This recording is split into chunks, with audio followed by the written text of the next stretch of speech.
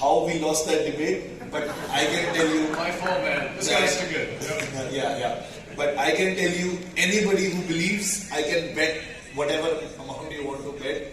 In 5 years from now, crypto will be touching all of our life. Probably 1 billion people globally, it will be touching their lives. And you will not have, like I think within a decade, you will not have anything that you would be doing which will not have some sort of interaction with crypto. This is that big. So don't mistake it. Don't miss out on it. Like all I'm saying is, I'm not hyping you up, for that. All I'm trying to say to you is, don't miss out on this. Even if you don't understand fully, you think that no, this will not work, this will not work. But still keep interacting with it, keep knowing it, because the vantage point from where I can see it, it is definitely the future. There is no way, our humanity is not going to move into the current kind of culture that we, or current kind of world we are, to the Web3 world. And I can give you an example, right? 300 years back, when the king was the only institution in our lives, right? And he used to take all our decisions. Then came nation states, like everybody rooted for democracy. There were like massive bloodshed to do these revolutions to go into the democracy, right? And once democracy came, there was no going back.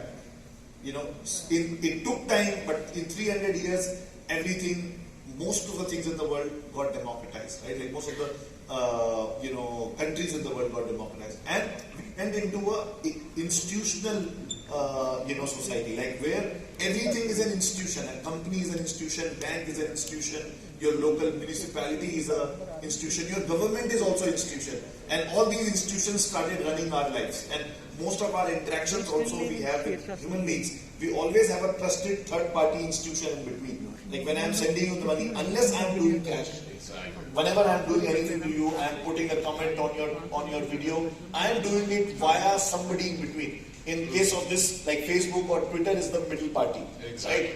And what crypto does is that it takes us back to those peer-to-peer days where you and me can interact directly without a trusted third party. And it removes, like we all know that in the last 10 to 20 years, so many scams have come out from various different kinds of institutions, whether it's governments, whether it's like, individual companies, like how they are manipulating data and whatnot, right?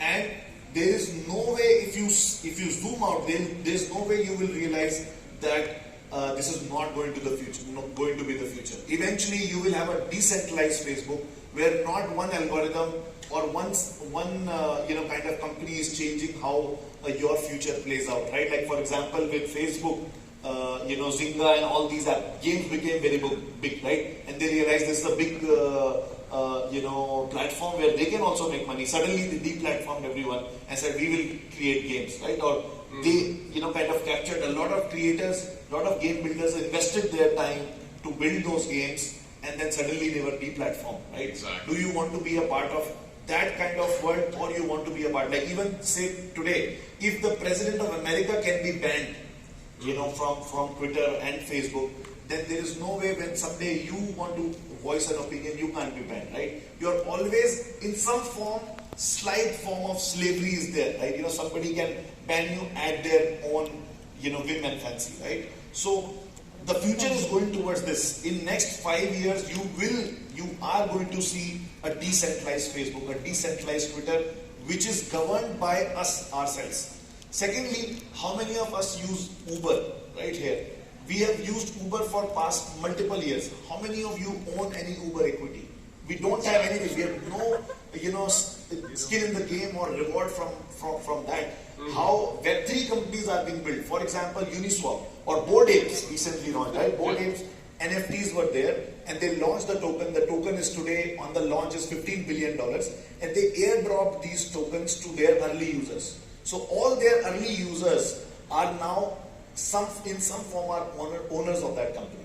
Similarly, this should happen with every company that we interact with, or every creator. Even as a creator, if I am your long-time fan, I am tweeting about your new videos, I'm talking to my friends around it, and I'm a big fan of yours.